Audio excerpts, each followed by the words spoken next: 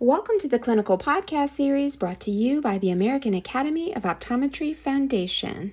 The topic for today's episode is Reticular Pseudodrusen Characteristics and Associations in the Carotenoids in Age-Related Eye Disease, Study 2. I'd like to thank our host, Gretchyn Bailey, our topical editor, Dr. Andrew Rixon, and our topical expert, Dr. Mo Rafieetary. And now it's my pleasure to bring you today's podcast.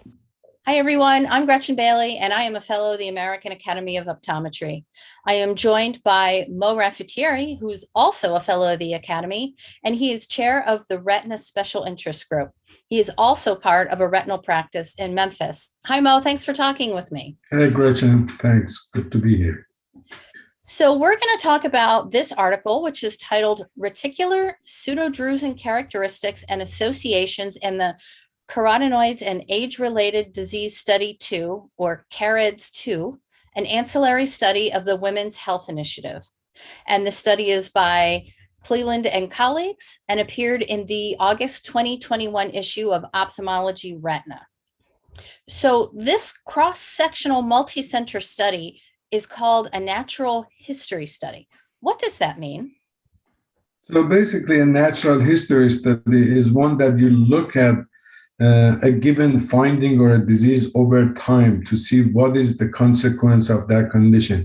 Is this something that over time will, particularly something that you don't have any treatment for, or is just a clinical finding or morphologic finding? Is that meaningful over time? Do we have to have a treatment for this so it doesn't have a consequence over time? Thanks for that. That was helpful. How do reticular pseudodrusen differ from drusen? So clinically, they may look the same, although they don't. But morphologically, drusen are extracellular debris that deposits actually between the retinal pigment epithelium and Bruch's membrane, which is the protective membrane, very tiny membrane between the choroid and the RPE. Pseudodrusen is sitting under the retina on top of the RPE. So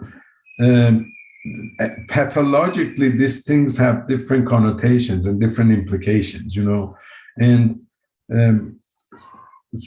based on this study and based on what we know, pseudodrusen can be found in patients who don't have AMD, but at the same time, it could be an early indication of patients who have AMD. And the presence of it increases as patients, as population age increases. So what would you say is the main takeaway from this study? Somewhat the main takeaway is the more we know, the more we know that we don't know. And we have to know what we don't know. And the more we know that, then we know how much we don't know. But part of it also is, if you look in the back of somebody's eye and you see yellow spots, not all those yellow spots are created equally.